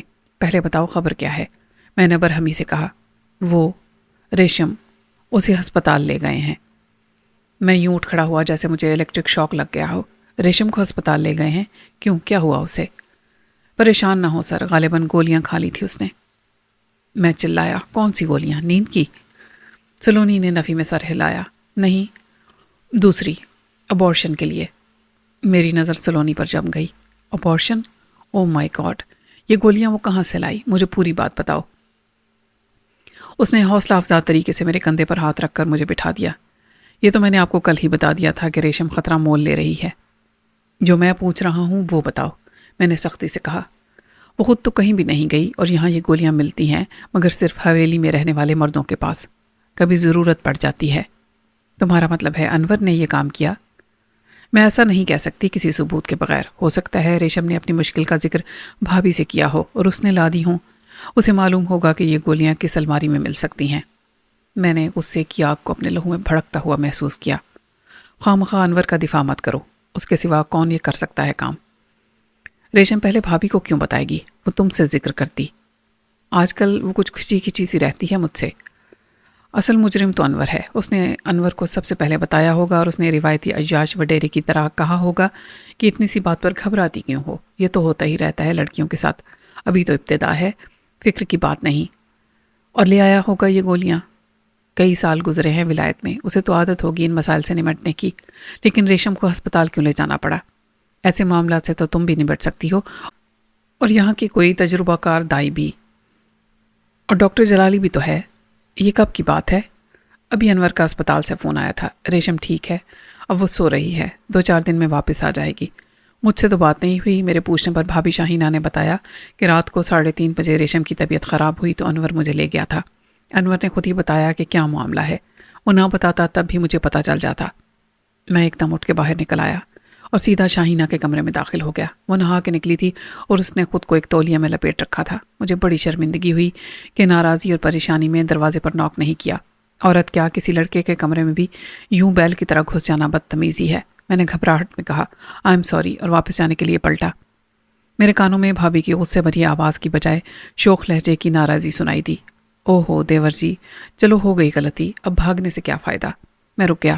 آپ کپڑے بدل لیں۔ ہاں بدلتی ہوں، تم بیٹھو، مجھے پتا ہے تمہارے دل کا حال، تم پریشانی میں بوکھلائے ہوئے ہو۔ وہ ہنسی۔ میں آہستہ سے پلٹا اور صوفے پر بیٹھ گیا۔ شاہینہ کا رویہ مجھے بہت عجیب لگا۔ پریشان وہ کیا ہوتی، ایسا لگتا تھا کہ وہ خوش ہے۔ کپڑے بدلنے کے لیے وہ واش روم میں جا چکی تھی، لیکن پہلی نظر میں جو میں نے دیکھ لیا تھا وہ اس کے مجازی خدا کے سوا ہر مرد کی نظر کے لیے جرم کی حد تک ممنوع نظارہ تھا۔ اس نے میری غلطی کو معاف کیوں کر دیا تھا جو ایک سنگین جرم سے کم نہ تھی؟ اس سوال کا کوئی جواب تلاش کرنا میرے لیے ممکن نہیں تھا۔ میں ہرگز ایسا نہیں سوچ سکتا تھا کہ شاہینہ نے دعوت گناہ کا سوچا تھا یا میری حوصلہ افزائی کر رہی تھی۔ میں تنہائی اور فرسٹریشن کا شکار تھی، مگر حویلی کے ماحول میں گھر کی بڑی بہو کے دل میں کوئی غلط خیال آ ہی نہیں سکتا تھا۔ تاہم عورت کے معاملے میں میرا تجربہ انتہائی محدود تھا۔ اس کی فطرت کائنات کی سب سے پیچیدہ معمہ سمجھی جاتی تھی، تو یہ بات بے سبب نہ تھی۔ شاہینہ میرے سامنے آ کے بیٹھی تو پھر وہی تھی۔ پل بھر کے لیے اس کا بدلا ہوا چونکا دینے والا روپ اندھیرے میں نظر کو خیرہ کر دینے والی بجلی کی چمک کی طرح تھا جو پھر سے بادلوں میں گم ہو جائے۔ وہ سپاٹ چہرے والی وہی خاندانی بہو تھی جس کے انداز بے رخی میں حاکمانہ احساس تفاخر صاف نظر آتا تھا۔ اس نے تند لہجے میں کہا، تم جیسے پڑھے لکھے آدمی سے اس بدتمیزی کی توقع نہیں تھی مجھے۔ پتہ ہے یہ بڑے چودھری صاحب کو معلوم ہوگا تو کیا ہوگا؟ کیا ہوگا؟ میرا قتل ہو جائے گا۔ میں دستک دینا بھول گیا تھا، تو آپ کو بھی تو اندر سے کنڈی لگانا یاد نہیں رہا تھا؟ میری جگہ کوئی اور بھی آ سکتا تھا۔ پھر بھی میں دوبارہ معافی مانگ لیتا ہوں آپ سے۔ ایسی کیا آفت آ گئی تھی آخر؟ میں نے کہا، پہلے میں یہ دروازہ کھول دوں تاکہ بند دروازے کے پیچھے کی ملاقات پر کسی کو اعتراض نہ ہو۔ ریشم کو کیا ہوا تھا؟ وہ مجھے دیکھتی رہی۔ وہی جو حویلی میں ہوتا رہتا ہے، بد کردار کمزات لڑکیوں کے ساتھ۔ میں نے برہمی سے کہا، ریشم بد کردار نہیں تھی؟ وہ طنز سے بولی، اچھا پھر یہ سب کیسے ہوا؟ اتنا اعلیٰ کردار تھا اس کا تو وہ کیوں اٹھ کے جاتی تھی رات کو انور کے کمرے میں؟ انور خود تو نہیں گیا کبھی اس کے پاس، اور نہ وہ اسے اٹھا کے لے جاتا تھا۔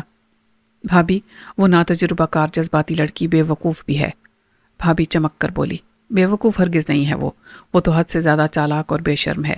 اس نے پھانسا انور کو اور پھر وہی حربہ استعمال کیا جو ہر کم حیثیت لڑکی کسی مرد کو بلیک میلنگ کرنے کے لیے استعمال کرتی ہے۔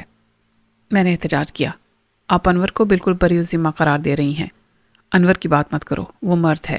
کسی کمزاد لڑکی نے آج تک ہمت نہیں کی کہ بچے کے نام پر کسی کو بلیک میل کر سکے، مگر وہ موری کی اینٹ چوبارے چڑھنے کے خواب دیکھ رہی تھی۔ شادی کرنا چاہتی تھی انور سے۔ شادی کا اصرار انور کی طرف سے تھا۔ بھابھی تلخی سے ہنسی۔ ہاں، یہ ریشم کہتی ہوگی نا۔ پوچھنا اپنے دوست سے، کیا واقعی وہ روزینہ جیسی خاندانی لڑکی پر ریشم کو ترجیح دے سکتا ہے؟ مجھ پر ایک بجلی سی گری۔ انور شادی کرے گا روزینہ سے؟ اور کس سے کرے گا؟ اس میں شک کی کون سی بات ہے؟ یہ رشتہ تو طے تھا، اور ہے۔ یک لخت ساری بات میری سمجھ میں آ گئی۔ ریشم نے یہ قدم کیوں اٹھایا تھا؟ ضرور انور نے اس کے سامنے اپنے ارادے کا اظہار کیا ہوگا اور بہت سی عقل کی دلیلوں کے ساتھ روزینہ سے شادی کی ضرورت اور اہمیت کو واضح کیا ہوگا۔ شاید اس نے کہا ہوگا کہ وہ محبت تو وہ ریشم سے ہی کرتا ہے اور کرتا رہے گا۔ روزینہ ایک ضرورت ہے اور بہت سے مسائل کا حل۔ اس شادی سے کتنے جھگڑے ختم ہوتے ہیں اور سب کا مستقبل کتنا محفوظ ہوتا ہے۔ مستقبل سب کا سوائے ریشم کے۔ وہ بڑے غرور میں تھی کہ اس نے روزینہ کو شکست دے دی ہے۔ اس کی محبت پر اجارہ داری قائم ہے اور انور لاکھ وڈیرا سہی، اس کی محبت میں ایک بندہ بے دام ہے۔ نادان لڑکی محبت کی پہلی اڑان میں ہی ذلت اور رسوائی کے اندھے کنویں میں جا گری۔ اس کی خوش فہمی کا سارا غرور کسی آسیب کی طرح تحلیل ہو گیا، بے وجود ہو گیا۔ اب میں انور کو جانتا ہوں، اس انور کو نہیں جو مجھے ایک قید خانے میں ملا تھا اور جو باہر ساری دنیا گھوم کے اور تعمیرات میں ڈگری لے کر آیا تھا۔ میں اس انور کو جانتا تھا جس کی رگوں میں صدیوں سے اپنے جاگیردار، مغرور اور خود پرست انسان کا خون تھا۔ شاید اس نے ریشم کے سامنے یہ متبادل بھی رکھا ہو کہ ضرورت کے تحت روزینہ سے شادی کر لے گا، مگر محبت صرف ریشم سے کرے گا۔ یہ دوسرے درجے کی حیثیت ریشم کے منہ پر تماچا تھی کہ اس جیسی کم حیثیت لڑکی سے محبت ضرور کی جا سکتی ہے، لیکن اسے عزت نہیں دی جا سکتی، جو روزینہ جیسی لڑکی کو ہمیشہ سے حاصل تھی اور رہے گی۔ شاید اس کے بعد صدمے کی شدید جذباتی کیفیت میں ریشم نے یہ بھی کہا ہو کہ اب تو وہ اس کے بچے کی ماں بننے جا رہی ہے، اور انور نے اس کا وہی جواب دیا ہوگا جو حویلی میں دیا جا سکتا تھا۔ بچے کو روکا جا سکتا ہے، ابھی اس کی آمد نا وقت ہے، شادی کے بعد آنا چاہیے اسے، اور شادی ابھی نہ صحیح مگر بالآخر ہوگی۔ ہر کام اپنے وقت پر اچھا لگتا ہے، خواہ کی بدنامی اور ایک غلطی کا ڈھنڈورا پیٹنے سے کیا فائدہ۔ اچانک مجھے ایک خیال آیا، بھابھی، ریشم نے اپنی جان لینے کی کوشش تو نہیں کی تھی؟ شاہینہ تلخی سے مسکرائی۔ کاش وہ اتنی غیرت مند ہوتی۔ اگر اپنی عزت کا خیال ہوتا تو وہ خود کو ایسے انور کے قدموں میں نہ ڈالتی۔ آپ عزت اور غیرت کے اپنے تصورات کو سنبھال کے رکھیں، مجھے بتائیں ہوا کیا تھا؟ میں نے خفگی سے کہا۔ ہونا کیا تھا؟ رات کو انور میرے پاس مجرم بنا آیا اور اس نے مجھے شریک راز کر لیا تھا۔ وہ بہت گھبرایا ہوا اور پریشان تھا۔ میں نے تسلی دی اسے کہ یہ ایسا کوئی بڑا مسئلہ نہیں، یہ مردوں کا معاشرہ ہے جہاں عورتوں ہی کو سب بھگتنا پڑتا ہے۔ ریشم جیسی عورت کو، وہ ڈرا ہوا تھا کہ بدنامی ہوگی اور ریشم جیسی عورت اسے بلیک میل نہ کرے۔ میں نے اسے غیرت دلائی کہ کیسے مرد ہو، ڈرنا اسے چاہیے۔ پھر میں نے اس کا مسئلہ حل کر دیا۔ میں گھر کی مالکن ہوں، مجھے معلوم ہے کہ ضرورت کی کون سی چیز کب کام آتی ہے اور کہاں رکھی ہے۔ وہ اس پر تیار ہو گئی تھی یا انور نے اسے بے خبر رکھا تھا کہ اس کے درد کی دوا کیا ہے؟ یہ مجھے معلوم نہیں، میں اس کے ساتھ نہیں گئی تھی۔ ویسے تو دوا محفوظ تھی اور بے ضرر، ابھی زیادہ وقت نہیں گزرا تھا۔ معلوم نہیں کیوں اس کی حالت بگڑ گئی اور انور کو اسے لے کر ہسپتال بھاگنا پڑا۔ کسی نے مجھے جگا کر بتانا ضروری نہیں سمجھا، یہ بھی انور سے پوچھنا۔ ویسے تم کیا ہو ریشم کے کہ تم سے پوچھنا ضروری تھا، اور زیادہ شور شرابہ کرنے کی ضرورت نہیں ہے، وہ بچ گئی ہے۔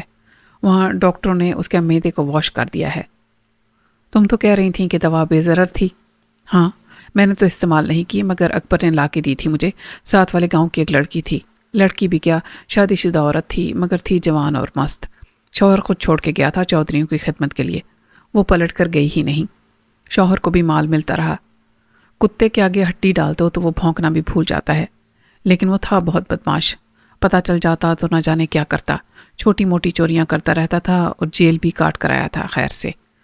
میرے کان کھڑے ہو گئے۔ تم ساون خان کی بات کر رہی ہو؟ شاہینہ چونکی۔ تم کیسے جانتے ہو اسے؟ میں اٹھ کھڑا ہوا۔ سب کو جان چکا ہوں میں اس اتنے سے وقت میں۔ مجھے شک ہے کہ تم نے اسے کچھ اور دے دیا ہوگا تاکہ اس کا قصہ ہی پاک ہو جائے۔ اپنی بہن کے لیے ریشم کو قربان کر دینا بہت آسان ہوگا تمہارے لیے، لیکن شاہینہ، اگر وہ مر جاتی تو تمہیں اس سوال کا جواب مل جاتا کہ آخر میں اس کا کیا لگتا ہوں۔ میرے پیچھے بھابھی نے ناراضی سے کہا۔ ملک صاحب، اچھا تھا پتہ چل جاتا کہ تم کتنے پانی میں ہو۔ ہمت ہے تو کچھ کر کے دکھاؤ۔ مجھے افسوس ہے کہ اس بے حیا کا قصہ پاک نہیں ہوا۔ میں نے تو اسے پرانی گولیاں دے دی تھیں جن کے استعمال کی تاریخ گزر چکی تھی۔ جاؤ پرچہ کٹواؤ، وہ بھی میرے خلاف۔ بھابھی شاہینہ کے کمرے سے نکلتے وقت میں جتنا دکھی تھا اس سے زیادہ مشتعل تھا، لیکن ایک شکست خوردہ لشکر کے سپہ سالار کی طرح میں اپنا غصہ بھی اپنے آپ پر ہی نکال سکتا تھا۔ بھابھی فاتح تھی اور حاکم، تقدیر کا پانسا اس کے حق میں پلٹ چکا تھا۔ بلا شبہ یہ سارا منصوبہ اس کے باپ اظہر علی شاہ کے شاطر ذہن نے تیار کیا تھا، اور اس پر عمل درآمد کی ابتدا بھی اس نے میرے اغوا سے کی تھی۔ اغوا کا مقصد صرف میرے ذریعے اپنے پلان کو انور تک پہنچانا نہیں تھا، وہ مجھے اپنی طاقت کے مظاہرے سے دہشت زدہ بھی کرنا چاہتا تھا۔ اس کا پلان بہت واضح اور دو ٹوک تھا۔ ریشم کے ساتھ نکل جاؤ، کیونکہ ریشم ہی کی وجہ سے انور کی روزینہ سے شادی کا معاملہ اٹکا ہوا ہے۔ جب تک وہ لڑکی انور کے سامنے رہے گی اسے راہ راست پر لانے کی کوشش بھی کامیاب نہیں ہوگی۔ بالواسطہ طور پر پیر صاحب نے مجھے دو طرف سے محصور کیا تھا۔ ایک میرا ماضی تھا جس کے بارے میں ابھی تک پیر صاحب نے اپنے وسائل کو بروئے کار لاتے ہوئے کوئی تفتیش نہیں کی تھی، لیکن میں کون ہوں اور اس حویلی میں کیسے آیا یہ معاملات شک پیدا کرتے تھے، اور میری حقیقت کا پتہ چلایا جا سکتا تھا۔ یہ دھمکی مجھے پیچھے ہٹ کے دفاعی پوزیشن میں لانے کے لیے بہت کافی تھی۔ اب میں دوبارہ پولیس یا نادر شاہ کے ہاتھوں گرفتار ہو کے پھر سکھر جیل میں پھانسی کے تختے پر کھڑا نہیں ہو سکتا تھا۔ یہ معاملہ اتنا پرانا ہو گیا تھا کہ میں سب کچھ بھول چکا تھا اور ایک نئی زندگی کے سفر پر بہت آگے بڑھ گیا تھا، لیکن پولیس کے ریکارڈ میں سب کچھ موجود تھا، اور میرا سب سے بڑا دشمن نادر شاہ بھی زندہ تھا۔ دوسری دھمکی واضح نہیں تھی۔ پیر صاحب نے نورین کو خود فاطمہ بنا کے میرے مقابل کیا تھا تاکہ مجھے کمزور کیا جا سکے، یا یہ اتفاق کے سوا کچھ نہ تھا۔ مفروضات کی حد کوئی نہ تھی۔ میں فرض کر سکتا تھا کہ فاطمہ اب پیر صاحب کی تحویل میں ہے، حقیقت کچھ بھی ہو، لیکن اب میں ذہنی انتشار میں مبتلا ہو گیا تھا اور حویلی میں رہنے سے زیادہ نورین کی تلاش میں نکل جانے کے خطرے میں مبتلا ہو گیا تھا۔ پیر صاحب کی تجاویز پر لب کشائی کا قصوروار میں ہی تھا۔ مجھے بتانا پڑا کہ پیر صاحب نے زبردستی مجھے مہمان رکھا تھا تو کیوں، اور مجھ سے کیا کہا تھا۔ یہ خیال تو کہیں شاہینہ یا بڑے چودھری صاحب کی دل کی گہرائی میں بھی موجود تھا۔ اثر صرف میری بات سے نہیں ہوا۔ اس خیال پر عمل درآمد کی راہ میں ایک رکاوٹ ریشم محسوس ہوتی تھی تو دوسری اس سے بھی بڑی رکاوٹ مراد تھا۔ پیر صاحب کا انجان بنے رہنا اپنی عزت کا بھرم رکھنے کے لیے ضروری تھا۔ شاید مناسب وقت پر وہ مناسب قدم اٹھاتے، مگر مراد نے انہیں یہ موقع خود ہی فراہم کر دیا تھا۔ ریشم کو منظر سے ہٹانے کی ذمہ داری مجھے سونپی گئی تھی، اور مراد راہ وفا میں قربان ہو گیا تھا۔ اور اس وقت بھابھی نے موقع سے پورا فائدہ اٹھایا۔ یہ ٹھیک ہے کہ انور کی رضامندی نہ ہوتی تو شاہینہ کچھ نہ کر پاتی، لیکن انور کا ذہن پھر بدل گیا۔ جو کل تک ناقابل قبول اور ناممکن تھا وہ مصلحت کے تحت قابل عمل ہو گیا۔ میرے لیے ایسا خود غرضی کا، مفاد پرستی کا اور بے رحم فیصلہ ممکن نہ ہوتا جو انور نے کر لیا۔ اس نے کسی شرم کے بغیر نظریہ ضرورت ریشم کو سمجھانے کی کوشش کی، محبت اور ضرورت کا فرق اس کے سامنے رکھا اور کہا کہ ایک دفاع کا فیصلہ ہے اور ایک دل کا۔ انور کی دلیل شاہینہ کی جیت تھی۔ اس نے ریشم کی محبت کا آئینہ چکنا چور کر دیا۔ وہ سب جن کو اپنی انا، اپنے مفادات اور اپنے خاندانی غرور پر ناز تھا جیت گئے، کیونکہ وہ ہمیشہ اسی طرح جیت کو اپنا حق سمجھتے آئے تھے۔ ریشم خود ان کے درمیان سے نکل گئی کیونکہ وہ ان میں سے نہیں تھی، اور صرف محبت نہ انور کے لیے مجبوری بنی نہ کسی اور کے لیے۔ رہا میں تو مجھے حالات نے زبردستی انور کے ساتھ دوستی کے رشتے میں باندھ دیا تھا۔ اس کی زندگی میں دوستی یا محبت جیسے جذبات کی ثانوی حیثیت تھی۔ چنانچہ اب یہ ریشم کا فیصلہ ہوگا کہ اسے خاندانی بیوی سے ایک درجہ کم پر سوشل وائف بن کے رہنا قبول ہے یا نہیں۔ میرا مسئلہ مختلف تھا۔ پہلے میں فرید الدین تھا، پھر خاور ہوا، اور اب ملک سلیم اختر۔ تو یہاں سے جا کے کسی بھی چوتھے نام سے گمنامی کا یہ سفر جاری رکھ سکتا تھا۔ جب تک نورین نہیں مل جاتی اس کے بعد شاید پھر مجھے خاور بن کے رہنا تھا۔ اسپتال شادمان میں تھا۔ چودھری صاحب کی فیملی کے مالکوں سے پرانے مراسم تھے، چنانچہ یہاں انہیں ڈاکٹروں سے بھی خصوصی توجہ ملتی تھی۔ 1.5 گھنٹے کا یہ سفر میرے لیے بہت اعصاب شکن تھا۔ اسپتال کے لاؤنج میں میرا واسطہ استقبالیہ پر بیٹھی ہوئی ایک ایسی لڑکی سے پڑ گیا جو اپنی PR یا مارکیٹنگ کے لیے اپنی پوزیشن کا پورا استعمال کر رہی تھی۔ اس کی صورت تو واجبی سی تھی، لیکن جوانی یقیناً دیوانی تھی۔ کچھ اس کا لباس چھپاتا کم تھا، دکھاتا زیادہ تھا۔ اس کا انداز بھی ایسا ہی شوخ اور اشتہار دینے والا تھا۔ اسی وجہ سے وہ مالک یا انتظامیہ کی منظور نظر بنی ہوگی۔ فون پر باتیں کرتے کرتے اس نے میری طرف نظر اٹھائی۔ ریشم؟ کون ریشم؟ پورا نام بتاؤ۔ ریشم جان۔ گزشتہ رات بلکہ صبح سے یہاں آئی تھی۔ اس نے ایک رجسٹر اٹھایا، پھر دوسرا۔ کیس کیا ہے؟ یہ سب اگر تمہارے ریکارڈ میں موجود نہیں تو ڈاکٹر آن ڈیوٹی سے پوچھو۔ اس نے ناگواری سے مجھے دیکھا۔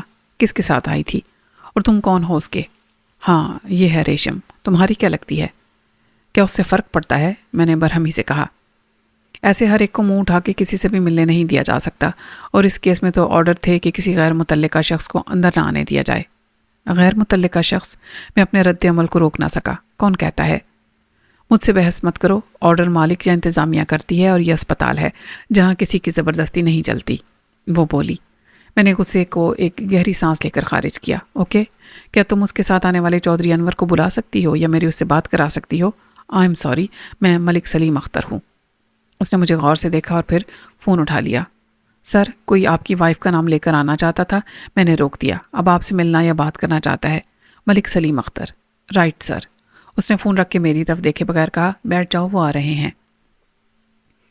مجھے اس انتظار میں بڑی بے قدری محسوس ہوئی۔ انور نے یہاں ریشم کو اپنی وائف بتا کے داخل کرایا تھا، اور میں یہاں ایک اجنبی تھا۔ خون کا گھونٹ پی کر میں ایک صوفے پر بیٹھ گیا۔ انور چند منٹ بعد نمودار ہوا تو اس کا چہرہ سپاٹ تھا۔ سوری یار، صبح بتانے کا موقع نہیں ملا، میں نے تلخی سے کہا۔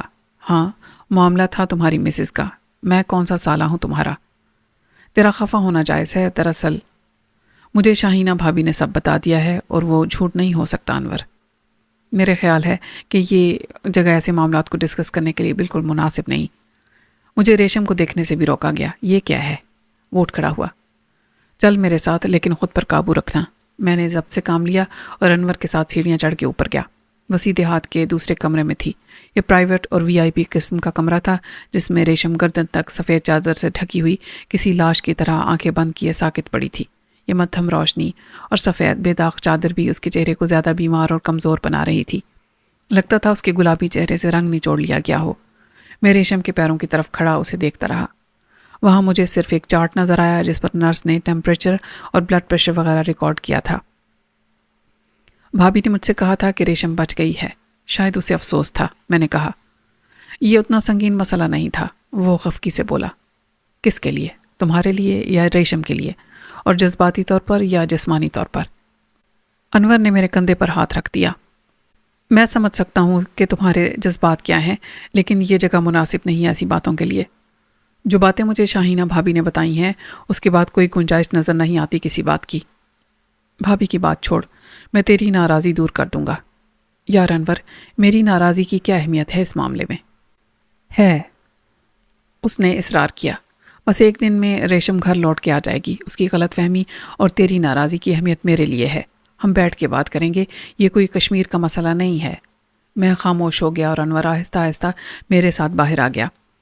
نیچے یہاں انتظار کرنے والوں کے لیے دیوار کے ساتھ ساتھ کرسیاں لگائی گئی تھیں۔ اس وقت کوئی اور نہیں تھا۔ یہی جگہ شام کو او پی ڈی میں آنے والوں کے لیے تھی۔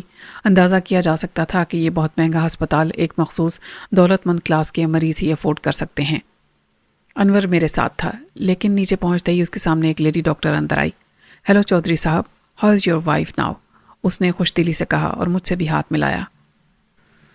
Better now I think, doctor Azra, Anwar بولا اور مجھ سے ایکسکیوز کر کے ڈاکٹر کے ساتھ پھر سے اوپر چلا گیا۔ ڈاکٹر عذرا گائنی اسپیشلسٹ سے زیادہ ریمپ پر کیٹ واک کرنے والی کوئی ماڈل دکھتی تھی۔ اس کی عمر 40 تو ضرور ہوگی، لیکن اس کا جسم قدرتی طور پر سلم نہیں تھا، تو اسے کریڈٹ جانا چاہیے تھا کہ جم کی پابندی سے وہ اس عمر کو بآسانی 10-12 سال کم دکھانے میں پوری طرح کامیاب تھی۔ اب دوپہر ہونے کو تھی۔ میں نے صبح ناشتہ بھی نہیں کیا تھا اور چائے پیے بغیر حویلی سے نکل آیا تھا۔ اب مجھے کسل مندی محسوس ہو رہی تھی، چنانچہ میں ایک کوریڈور کے آخر میں کیفیٹیریا دریافت کرنے میں کامیاب ہو گیا۔ کافی کے ساتھ میں نے ایک سینڈوچ لیا، مگر میرے دماغ میں جو بے یقینی کا جالا تھا وہ دور نہ ہوا۔ انور سے یہاں فیصلہ کن بات نہیں ہو سکتی تھی، اور ہسپتال کے ماحول سے اندازہ ہوتا تھا کہ مجھے ریشم کی علالت کے بارے میں بھی کچھ نہیں بتائے گا۔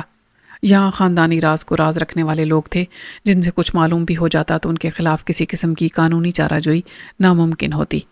ریشم جیسے کیس یہاں آتے ہوں گے اور ان کی کیس فائل میں کلائنٹ کی مرضی کے مطابق بیماری کی نوعیت لکھی جاتی ہوگی۔ اسے غلط کون ثابت کر سکتا تھا؟ یہاں سارے ہی ماہر ڈاکٹر تھے، اور ان کی پشت پناہی کرنے والے ہاتھ اتنے مضبوط تھے کہ مستند تھا ان کا فرمانا۔ ویسے بھی ایک ڈاکٹر کی رائے کو دوسرے بڑے ڈاکٹر کے سامنے ہی چیلنج کیا جا سکتا ہے، اور وہ اپنے ہم پیشہ کو سپورٹ کرتا ہے۔ میں بے بسی کی کیفیت میں کسی نتیجے پر پہنچنے کی ناکام کوشش کر رہا تھا کہ میری آنکھوں نے شاہینہ کو اپنے باپ کے ساتھ اندر آتا دیکھا۔ اس وقت میں نے افسوس کیا کہ میں پڑھ لکھ کے مصلحت اندیش اور بزدل ہو گیا ہوں، ورنہ خاموشی اختیار نہ کرتا اور جو میرے دل میں تھا سب کہہ دیتا۔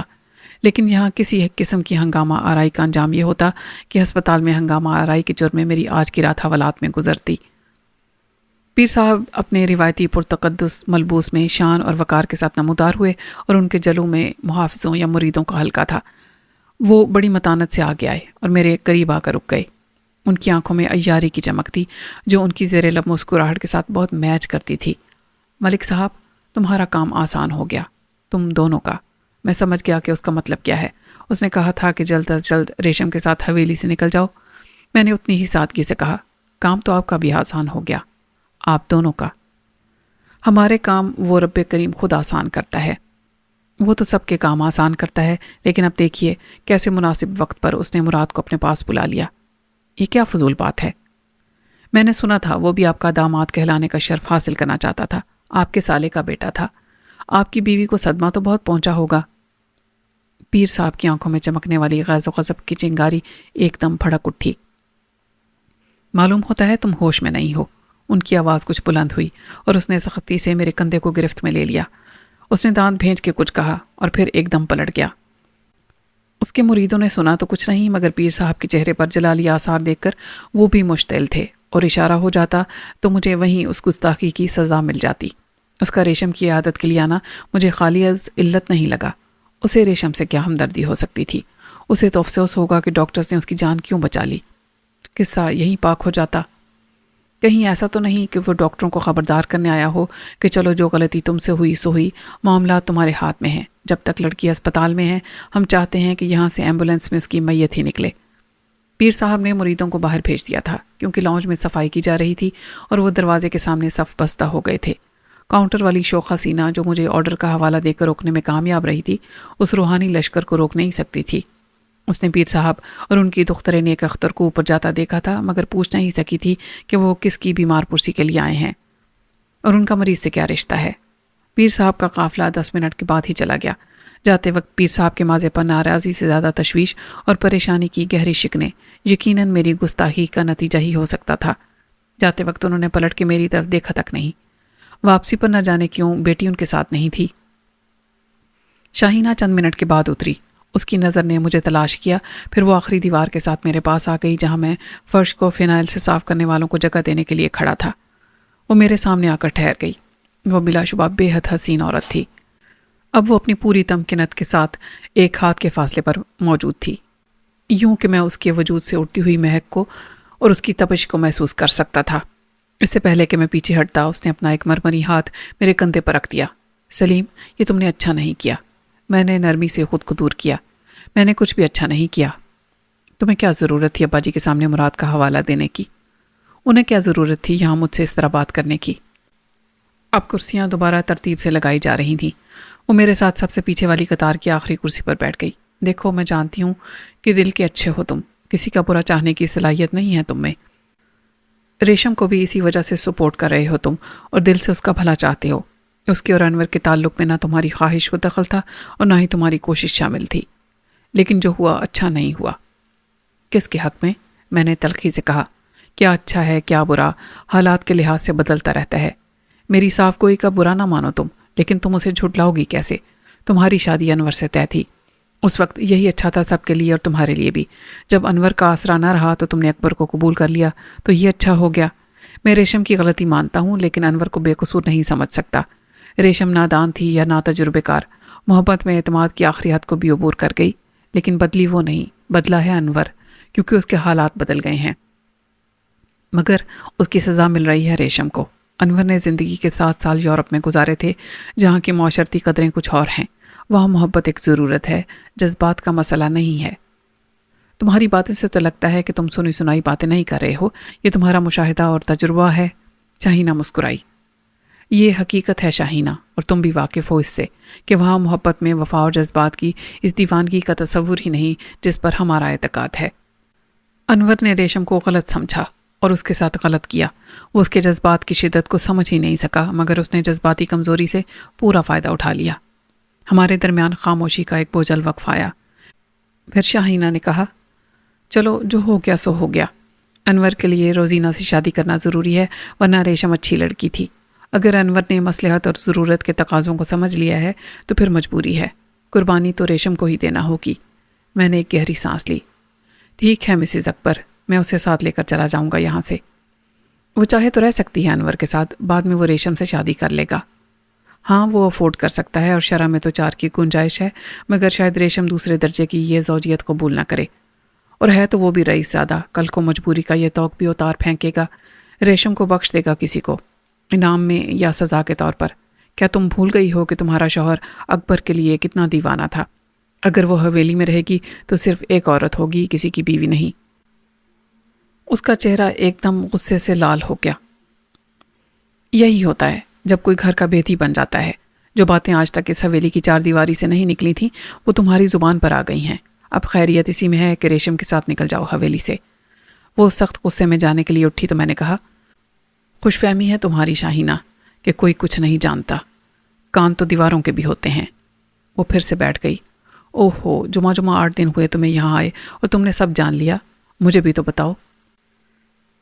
جانے دو بڑی بہو، یہ جو ہم جیسے کمی کمین ہوتے ہیں، آپ جیسی خاندانی شرفا کی خدمت پر معمور، یہ ہر وقت سب سن سکتے ہیں، اور اندر لگے کیمروں کی طرح ہر گوشے پر ان کی نظر رہتی ہے۔ انہیں محلات میں رہنے والوں کی زندگی بڑی پراسرار لگتی ہے، اور یہ جاننا چاہتے ہیں کہ یہ اشرف المخلوقات کیسے رہتے ہیں، کیا کرتے ہیں، کیا سوچتے ہیں۔ پھر انہیں اندازہ ہو جاتا ہے کہ ایسی زرق برق زندگی گزارنے والوں کا وجود اندر سے کتنا متفن اور گندا ہے۔ شاہین کا تجسس جاگ اٹھا تھا۔ ایسی کیا بات سنی تم نے یا دیکھی؟ چلو نام مت لو، مجھے بتاؤ تو صحیح کہ ہمارے بارے میں کیا کہا جاتا ہے۔ میں مشکل میں پڑ گیا۔ نہ ہی کوئی بات 100% سچی ہوتی ہے اور نہ ہی 100% جھوٹ۔ انگریزی میں کہتے ہیں کہ دھواں وہیں سے اٹھے گا جہاں آگ ہوگی۔ ہر بات کی وجہ ضرور ہوتی ہے۔ اکبر کے بارے میں کہا جاتا تھا کہ وہ حفظ اور لالچ میں اندھا ہو جاتا ہے، تمام جائیداد کا مالک بننے کے لیے وہ باپ کو بھی ٹھکانے لگا دیتا اور بھائی کو بھی۔ ایک عورت نے اسے روک لیا جو ماں بھی تھی اور بیوی بھی، مگر اس ایک عورت کے سوا کسے بخشا اکبر نے؟ زندگی تمہاری بھی داؤ پر تھی۔ وہ کچھ کنفیوز نظر آنے لگی۔ کب تھی؟ کس کی وجہ سے؟ میں نے کہا، اگر میں کہوں تمہاری اپنی بہن کی وجہ سے، اس سے زیادہ بے سر و پاپات کیا ہوگی؟ میں نے ایک گہری سانس لی۔ دیکھو شاہینہ، تم خیرخواہ نہیں تھیں تو بدخواہ بھی نہیں سمجھا میں نے تمہیں۔ ریشم کے ساتھ جو ہوا وہ برا ہوا۔ پہلے ایک بھائی اسے خوبصورت کھلونا بنا کے رکھنے کے درپے تھا، دوسرے نے بھی ایسا ہی کیا۔ اب وہ یہاں کیسے رہ سکتی ہے؟ اس نے میری جان بچائی تھی، اب جان بچانے کی ذمہ داری مجھ پر آئی ہے تو میں اسے چھوڑ کے نہیں جا سکتا۔ کہاں لے جاؤ گے تم اسے؟ ابھی میں نے سوچا نہیں، جیسی ریشم کی مرضی۔ اس کا گھر بھی ہے یہاں، تم شادی کر لو گے اس سے؟ میں اس کے لیے ایک بھائی کی طرح محسوس کرتا ہوں اور وہ ہمیشہ میری ذمہ داری رہے گی۔ یہ اس کی بدقسمتی ہے کہ انور نے اپنے جذبات کا رخ یوں موڑ لیا جیسے کوئی اسٹیئرنگ وہیل گھما کے گاڑی کو کسی یو ٹرن سے واپس موڑ لیتا ہے۔ اکبر کامیاب ہو جاتا تو باپ کی جائیداد کے ساتھ تایا کی جاگیر اور گدی بھی چھین لیتا۔ ان کی ایک وارث میں ہوں مگر دوسری روزینہ ہے۔ کیا وہ روزینہ سے شادی نہیں کر سکتا تھا؟ شاہینہ نے کہا، میرے ہوتے ہوئے؟ تمہارا ہونا نہ ہونا کس کے اختیار کی بات ہے؟ اگر ایک بیوی کے مقابلے میں دوسری جو اتنی ہی جائیداد لے کر آئے کہیں زیادہ اہم ہو جاتی ہے، اور عین اس اصول کے مطابق کہ گھر کی لڑکی اور زمین کو گھر سے باہر نہیں جانا چاہیے۔ شاہینہ کا رنگ احساس ذلت سے زرد پڑ گیا۔ تمہارا مطلب ہے کہ انور شادی نہ کرتا تو اکبر مجھے مروا کے روزینہ کو لے آتا؟ مشکل خاندانی معاملات کا آسان حل۔ جھوٹ بولتے ہو، بکواس کرتے ہو تم۔ وہ ایک دم اٹھ کھڑی ہوئی اور دروازے کی طرف بڑھی۔ اس نے یہ بات اتنی اونچی آواز میں کہی تھی کہ کچھ نہ سمجھنے والے بھی متوجہ ہو گئے تھے۔ وہ سب OPD کے مریض تھے جو اب آنے لگے تھے۔ کسی حوالے کے بغیر وہ کیسے جان سکتے تھے کہ ایک خوبصورت عورت نے ایک مرد کو ایسا کیوں کہا تھا؟ شاہینہ کے جانے کے بعد نہ جانے کیوں میں نے بہتر محسوس کیا۔ مجھے احساس تھا کہ اپنے ساتھ اور ریشم کے ساتھ ہونے والی ناانصافی کے خلاف یہ میرا انتقامی رد عمل تھا، ایک احتجاج تھا۔ اس خاندان نے میرے خلوص کی اور ریشم کی محبت کے جذبات کی توہین اور تذلیل کی تھی۔ بدلہ لینا کوئی اعلیٰ صفت نہیں، مگر نہ میں ولی تھا اور نہ فرشتہ۔ اس متعصب خاندان کی ایک مغرور بہو کو حقائق کا آئینہ دکھا کر مجھے سکون ملا تھا۔ نہ جانے کتنی دیر کے بعد میں نے انور کو اپنے قریب پایا۔ وہ پریشان تو تھا مگر خفت اور الجھن میں بھی مبتلا نظر آتا تھا۔ معاملات اس کے ایک فیصلے سے بدلے تھے یا خراب ہوئے تھے، مگر اب وہ اس جاگیردارانہ سوچ سے مغلوب تھا جو اس کے خاندان کا ترہ امتیاز تھی۔ وہ مرد تھا اور پچھتانا نہ جانتا تھا۔ اب مجھے اس سے بات کرنا بھی بے سود لگنے لگا تھا۔ انور نے پوچھا، یہاں اکیلا کیوں بیٹھا ہے؟ پتہ نہیں، میں نے سپاٹ لہجے میں رکھائی سے کہا، چلا جاتا ہوں۔ وہ ریشم بلا رہی ہے تجھے، اور دیکھ ملک، سیلاب کا ریلا گزر جائے تو آباد کاری کی کوشش کرنی چاہیے، اسی کو نہیں روتے رہنا چاہیے کہ سیلاب کیوں آیا تھا۔ میں نے تلخی سے کہا، بہت اچھا کیا یہ بھی سمجھا دیا، اور اس کی طرف دیکھے بغیر اوپر چلا گیا۔ زینے کے موڑ سے دیکھا تو وہ میری جگہ بیٹھا ہوا تھا۔ شاید یہی ایک آس تھی جس نے مجھے جانے نہ دیا کہ ہوش میں آتے ہی ریشم مجھے یاد کرے گی۔ انور وہاں موجود رہنا نہیں چاہتا تھا یا خود ریشم ایسا چاہتی تھی۔ اکیلے میں وہ مجھ سے دل کی بات کہہ سکتی تھی۔ وہ بے داغ بستر پر چادر کے نیچے آنکھیں بند کیے پڑی تھی۔ میں نے دروازہ کھولا تو آہٹ پر اس نے آنکھیں کھولی۔ میں قریب جا کر اس کرسی پر بیٹھ گیا جو اسی مقصد کے لیے وہاں دھری تھی۔ مجھ سے پہلے شاید انور وہاں بیٹھا ہوگا۔ میں نے ریشم کا نازک، کمزور اور سرد ہاتھ اپنے ہاتھوں میں لے لیا اور اسے دیکھتا رہا۔ کیسی ہو اب؟ اس کی آنکھوں سے آنسو چھلک پڑے۔ زندہ ہوں، اسی کا دکھ ہے۔ کیسی باتیں کرتی ہو؟ حادثات زندگی کا حصہ ہیں۔ تمہاری زندگی کیا اتنی ہی سستی ہے؟ پھر کیا قیمت ہے اس کی؟ بولو۔ میں نے اس کے ہاتھ کو تھپکا۔ حالات کا دھارا کسی کو بھی بے بس کر سکتا ہے۔ یہ ہماری غلطی بن جاتی ہے، لیکن ایک غلطی پر زندگی تو قربان نہیں کی جا سکتی۔ اب مجھے اندازہ ہو رہا ہے کہ انور تمہارے لائق نہیں تھا۔ نہیں سلیم، میں اس کے لائق نہیں تھی۔ یہ احساس دلانے والے دوسرے لوگ تھے جن کے نزدیک روزینہ کو مجھ پر فوقیت حاصل تھی۔ میں نے ناراضی سے کہا، کس بات کی فوقیت؟ صرف یہ کہ وہ آئے گی تو باپ کی دولت، جائیداد، جاگیر سب لائے گی، ورنہ وہ کس طرح بہتر ہو سکتی ہے تم سے؟ نہ صورت میں، نہ سیرت میں۔ ترجیح خود انور نے بدلی۔ ایسا نہیں ہے سلیم، وہ پہلے مجھ سے شادی کرنا چاہتا تھا۔ اس نے کہا کہ روزینہ میری مجبوری بن گئی ہے، اگر مجھے شادی کرنی پڑی اس سے تب بھی میرے لیے اہم تم ہی رہو گی۔ میں نے حیرانی سے کہا، یہ تم کیا کہہ رہی ہو؟ انور نے یہی کہا تھا، دوسری وہ ہوگی، اس سے وہ محبت نہیں کر سکتا جو اسے مجھ سے ہے۔ مجھے اس بے وقوف لڑکی پر غصہ آنے لگا۔ اور تم نے یقین کر لیا؟ لیکن ایسا ہی تھا تو پھر یہ حرکت کیوں کی تھی تم نے؟ میں نے تو کچھ نہیں کیا ملک، تم کس حرکت کی بات کر رہے ہو؟ میں نے بڑی مشکل سے کہا، یہ جو اپنی ایک غلطی کو دنیا سے چھپانے کے لیے کی تھی، اس سے تمہاری جان جا سکتی تھی۔ وہ بے چینی سے اٹھ بیٹھی۔ سلیم، کس غلطی کی بات کر رہے ہو تم سمجھتے ہو میں نے خود اپنی جان لینے کی کوشش کی، خودکشی کرنا چاہتی تھی؟ اسے اور کیا کہا جا سکتا ہے؟ اس سے تو اچھا ہوتا تم اس ذلیل آدمی کو بلیک میل کرتی جس نے تمہاری سادگی اور معصومیت سے تمہارے جذبات سے فائدہ اٹھایا۔ مجھے تمہاری کوئی بات سمجھ میں نہیں آ رہی ہے۔ کیا بلیک میل کرتی میں انور کو؟ میں نے تو کبھی یہ لفظ نہیں سنا۔ میں نے اسے لٹا دیا۔ ذرا پرسکون رہو، اگر ایسا تھا تو تم اس سے کہہ سکتی تھی کہ اس بچے کی ذمہ داری صرف تمہاری ہے۔ وہ تڑپ کے اٹھ بیٹھی۔ بچہ؟ کون سا بچہ؟ کس کا بچہ؟